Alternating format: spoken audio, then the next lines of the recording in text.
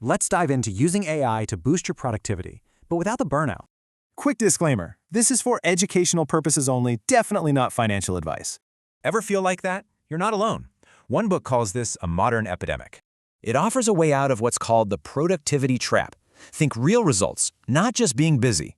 The blueprint is simple. Pinpoint the problem, use AI as your tool, and build a system you can repeat. Now here's the really cool part. Inside every chapter is the exact same powerful framework. This is the core system, a simple 4-step loop that you just run over and over again. And this quote kind of says it all. Ignore the noise and focus on things you can actually measure.